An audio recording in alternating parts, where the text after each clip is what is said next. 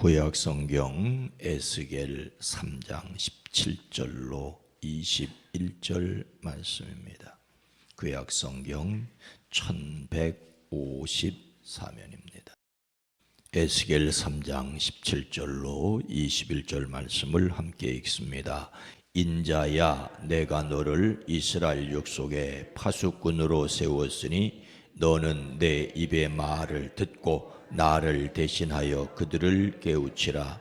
가령 내가 악인에게 말하기를 너는 꼭 죽으리라 할 때에 내가 깨우치지 아니하거나 말로 악인에게 일러서 그의 악한 길을 떠나 생명을 구원하게 하지 아니하면 그 악인은 그의 죄악 중에서 죽으려니와 내가 그의 핏값을 내 손에서 찾을 것이고 내가 악인을 깨우치되 그가 그의 악한 마음과 악한 행위에서 돌이키지 아니하면 그는 그의 죄악 중에서 죽으려니와 너는 내 생명을 보존하리라.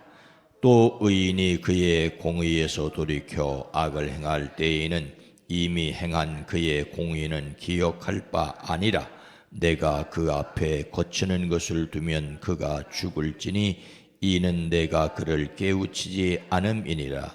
그는 그의 죄 중에서 죽으려니와 그의 핏값은 내가 내 손에서 찾으리라.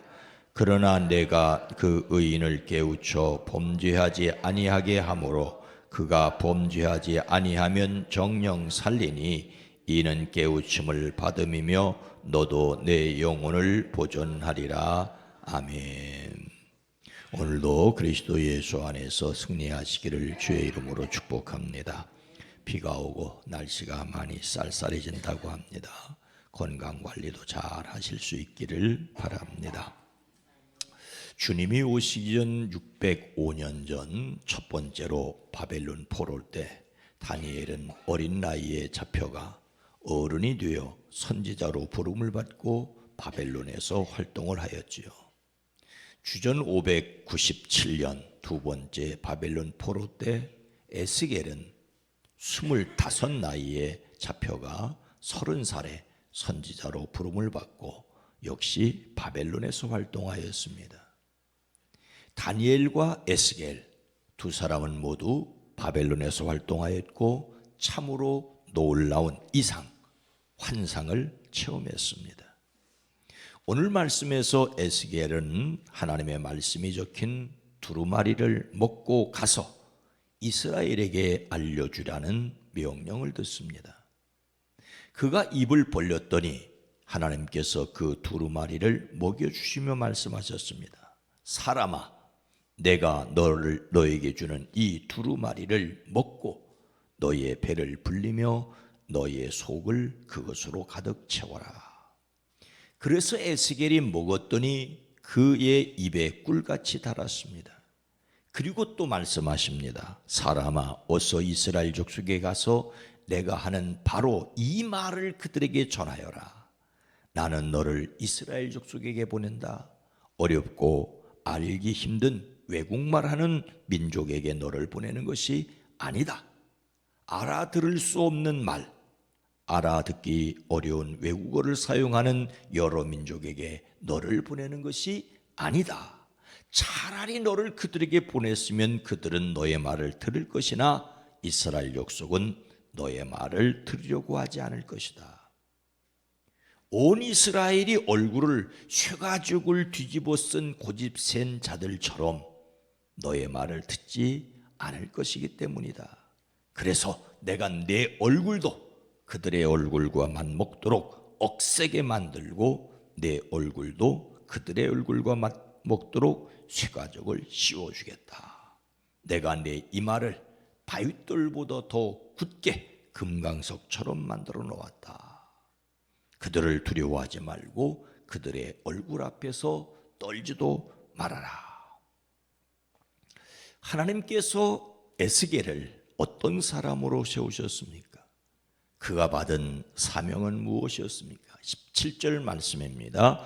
인자야, 내가 너를 이스라엘 족속의 파수꾼으로 세웠으니 너는 내 입의 말을 듣고 나를 대신하여 그들을 깨우치라. 하나님께서 에스겔을 인자라고 부르십니다. 이것은 나중에 예수님을 가리켜 같은 말로 인자, 사람의 아들이라고 부른 것을 생각하게 합니다. 인자는 사람으로 오신 예수님을 가리키지요. 그런데 여기에서 인자는 에스겔이 비록 선지자로 부름을 받았지만 깨어주기 쉬운 질그릇 같은 연약한 피조물임을 말하고 있습니다. 사람의 아들, 연약한 인간이란 말이죠. 그런데 그런 그를 이스라엘의 파수꾼으로 세웠다고 하십니다. 비록 연약하지만 하나님께서 그를 일꾼으로 쓰겠다고 하십니다. 그렇다면 그는 연약하기에 순간마다 일마다 하나님을 의지해야만 했습니다. 파수꾼은 먼 곳을 바라보면서 어떤 것을 관찰하고 소식을 기다리는 사람입니다. 연약하지만 하나님의 파수꾼이 되었습니다. 여기에서 에스겔의 역할은 하나님을 대신하여 그의 백성에게 하나님의 말씀을 전하는 것입니다. 그러려면 먼저 하나님의 말씀을 들어야 합니다. 하나님의 말씀을 듣지 않고 그분의 말씀인 것처럼 말하면 거짓 선지자였지요. 당시에도, 예수님 당시에도 오늘날도 거짓 선지자는 많습니다. 하나님께서 하시지 않은 말씀을 하나님이 하신 것처럼 말하며 자신의 말을 한다면 거짓 선지자지요. 우리가 성경을 읽는 이유는 하나님의 말씀을 듣기 위해서입니다. 우리가 기도하는 이유는 하나님의 말씀을 깨닫기 위해서입니다. 하나님의 말씀을 듣고 깨달았다면 그렇게 살아야 합니다. 그런데 파수꾼의 사명은 듣고 깨닫고 살아갈 뿐만 아니라 다른 사람들에게 전해 주어야 합니다. 깨우치라는 말은 깨닫지 못하는 사람을 가르쳐 일깨우라는 말이죠. 미리 경계하고 경고하여 바로 가르친다는 의미입니다. 오늘 말씀에서 에스겔은 하나님으로부터 이스라엘 자손에게 임하는 경고의 말씀을 듣고 깨닫고 그들이 심판당하지 않게 할 책임을 맡았습니다. 우리가 하나님의 말씀을 읽고 그 말씀을 깨달아야 하는 이유는 우리 자신이 그 말씀을 지키기 위해서일 뿐만 아니라 다른 사람을 깨우치기 위해서입니다. 말씀을 듣고 지킬 뿐만 아니라 전하는 사람들이기를 주의 이름으로 축복합니다. 파수꾼의 사명이 악한 사람들 뿐만 아니라 오늘 말씀에서 의인에게도 깨우쳐야 한다고 말씀하고 있습니다. 먼저 20절 전반절입니다. 또 의인이 그의 공의에서 돌이켜 악을 행할 때에는 이미 행한 그의 공의는 기억할 바 아니라 내가 그 앞에 거치는 것을 두면 그가 죽을지니. 오늘 말씀에서 주목해야 할 내용 가운데 하나는 파수꾼이 깨우쳐야 할 대상이 악한 사람뿐만 아니라 선한 사람도 포함되어 있다는 것입니다.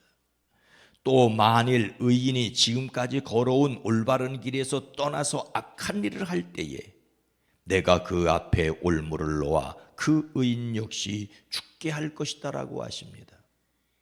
일반적으로 깨우침의 대상은 하나님을 모르는 사람, 죄를 짓고 있는 사람입니다. 그런데 의인을 깨우치라고 하는 것은 이해하기 쉽지 않을 수 있습니다. 그런데 의인을 깨우쳐야 할 이유가 지금까지 올바른 길을 걸어온 의인이라도 그 길에서 떠나서 악한 일을 할 수 있다는 것입니다. 여기에서 우리는 엄청난 경고를 들어야 합니다. 악인이 죄 짓는 것 어쩌면 당연할 수 있습니다. 문제는 의인도 죄를 지을 수 있다는 것입니다. 내가 그를 깨우쳐 주지 않으면 그가 자기가 지은 그 죄 때문에 죽을 것이다. 지금까지 살아온 삶이 의인이라도 이미 행한 의로운 행실은 하나도 기억되지 않을 수 있다는 것입니다. 그러니 의인을 깨우칠 책임이 있다는 것입니다. 이러한 사실은 다음에 21절 말씀에도 확인할 수 있습니다. 그러나 내가 그 의인을 깨우쳐 범죄하지 아니하게 함으로 그가 범죄하지 아니하면 정령 살리니 이는 깨우침을 받음이며 너도 내 영혼을 보존하리라. 의인을 깨우쳐 범죄하지 아니하게 함으로 의인이라도 죄를 짓고 유혹에 빠질 수 있다는 말입니다. 의인이 범죄할 가능성이 있고 범죄하기 직전인데 범죄하지 않도록 깨우쳐 주면 범죄하지 않으므로 경고를 달게 받게 되므로 살게 될 것이라고 하십니다. 악인을 깨우쳐야 한다는 데는 익숙하지만 자신을 의인이라는 사람을, 아니 예수 믿고 의롭게 되었다는 사람을 늘 깨우쳐야 한다는 것은 매우 낯설 수 있습니다. 악인뿐만 아니라 선인도 깨우쳐야 합니다. 이것이 우리의 현실입니다. 악인은 물론이거니와 의인도 범죄할 가능성이 있고 실제로 범죄할 수 있습니다. 역설적으로 악인은 파수꾼의 경고를 듣지 않는 사람이고 의인은 파수꾼의 경고를 듣고 아차 조심해야지 돌이키는 사람이라고 할 수가 있습니다. 하나님 앞에서 의인은 자신이 잘못할 수 있다는 것을 지적받았을 때 정직하게 그 사실을 인정하고 하나님께 돌아서는 사람입니다. 그러나 많은 경우에 아니 어떻게 나한테 그렇게 말할 수 있느냐라고 오히려 마음 상할 수 있습니다. 말씀은 악한 사람뿐만 아니라 선하다는 사람도 계속 들어야 합니다. 이것이 바로 우리의 책임이지요. 오늘 말씀을 마음에 새기고 자신이 하나님의 말씀을 듣고 깨우치기 위해 실천해야 할 것이 무엇이겠습니까? 기도를 가르쳐 달라는 제자들에게 예수님께서 이렇게 말씀하시지요. 그러므로 너희는 이렇게 기도하라. 하늘에 계신 우리 아버지여, 이름이 거룩히 여김을 받으시오며 나라가 임하시오며 뜻이 하늘에서 이루어진 것 같이 땅에서도 이루어지이다. 오늘 우리에게 일용할 양식을 주시옵고 우리가 우리에게 죄 지은 자를 사하여 준 것 같이 우리 죄를 사하여 주시옵고 우리를 시험에 들게 하지 마시옵고 다만 악에서 구하시옵소서. 우리는 죄를 지을 수 있기에, 아니 죄를 짓기에 용서함을 기도해야 합니다.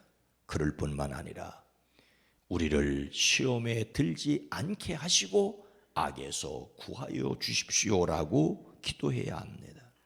우리는 말씀으로 자신을 늘 파수하여야 합니다. 그리고 또한 우리는 시대의 파수꾼이 되어야 합니다. 말씀을 듣고 깨닫고 자신을 지킬 뿐만 아니라 사람들을 향하여 외칠 수 있는 지혜와 용기가 있어지기를 주의 이름으로 축원합니다. 거룩하신 하나님, 자비로우신 주님, 실수하는 사람, 잘못하는 사람을 깨우쳐야 한다는 것은 잘 알고 있지만 또한 선한 사람이, 자신을 의롭다고 하는 사람이 늘 하나님의 말씀을 들어야 할 이유는 우리가 여전히 실수할 수 있고 죄의 유혹을 받을 수 있다라고 하는 이 엄중한 사실 때문입니다. 주님께서는 에스겔을 인자라고 부르며 그에게 말씀을 듣고 나가 선포하라고 하였습니다. 어찌 사람이 하나님의 말씀을 들을 수 있겠습니까마는 주님은 우리에게 말씀을 들으라고 하시고 깨달으라고 하시고 또한 외치라고 하십니다. 소가죽처럼 뻔뻔한 사람들에게 말하기 위해 금강석처럼 담대하라고 하십니다. 우리로 담대하게 하시되 우리 자신은 하나님 말씀 앞에 부드럽게 하옵소서. 말씀 앞에 우리를 드러내고 스스로를 고쳐갈 뿐만 아니라 유혹과 실수의 죄의 악에 빠지지 않게 하옵소서. 행여 빠진다 했을 때 돌이켜 일어설 수 있는 용기가 있어지게 하옵소서. 오늘 한 날도 지켜주시옵소서. 가을비가 내리고 쌀쌀해진다는 이야기가 있습니다. 시절을 깨달아 알아가듯이 우리로 때를 분별하여 하나님의 사람들로 굳게 서게 하옵소서. 사랑하는 성도들의 가정 일터를 지켜 복되게 하옵소서. 육체적으로 연약함을 겪고 있는 이들을 강건케 하옵소서. 오늘 하루도 복되게 하옵소서. 이 나라 이 민족 이 땅을 긍휼히 여기시옵소서. 예수님의 이름으로 간절히 기도드리옵나이다. 아멘. 오늘 말씀을 생각하며 말씀으로 자신을 늘 깨우치게 하옵소서. 서로에게 파수꾼의 역할을 하는 교회, 파수꾼의 나팔소리를 듣는 세상이 되기를 위해서 기도합니다.